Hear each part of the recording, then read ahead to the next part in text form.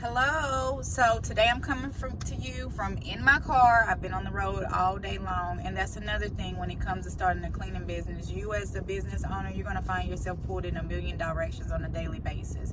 So today's topic of conversation is going to be business structure. So when starting your cleaning business, before you even go and register your name, you need to understand and know what your business structure is going to be. Now keep in mind, this business structure is basically the nuts and bolts of your day-to-day operations, and pretty much it goes on to say how this is how your business is going to be structured, and that plays into how you will operate your business. So for example, the two easiest, or the ones that they call the most simple, would be a partnership or a sole proprietorship. Now, if it's a sole proprietorship, it's you by yourself. You're operating your business, okay?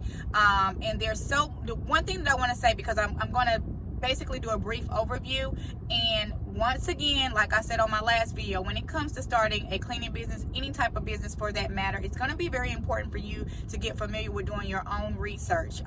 So that's going to help you. Don't just be comfortable with hearing it from other people or getting it from other people. And especially when it comes to this business structure, you can do all the research that you want to do, but you may even also need to go and consult or speak with someone that can better help or guide you, because it is a personal decision. I cannot tell you just because of the way that I have my business set up that it's the way that you should set up yours. That is going to be a personal decision that you make based on your situation. For us, we do have a partnership or whatnot. We are husband and wife, and we have a partnership in place, okay? So the two simplest, or that they would consider the simplest, is the partnership and the sole proprietor, okay? So those are two that would be considered the simplest or whatnot.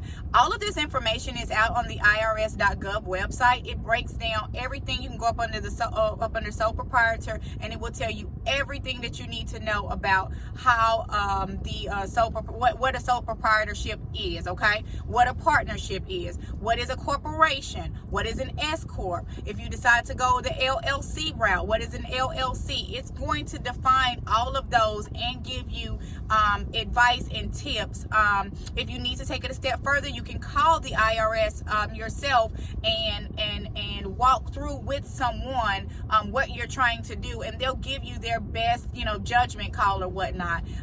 Again, you very well may need to seek a mentor, someone that's already in the industry, to get advice from in regards to your business structure. But the key is going to be research, and just because someone else has it set up this way doesn't mean that you'll need to set yours up that way, because it just depends on your individual situation and what you guys are trying to do. So I would strongly encourage you to utilize the IRS.gov website to research business structure.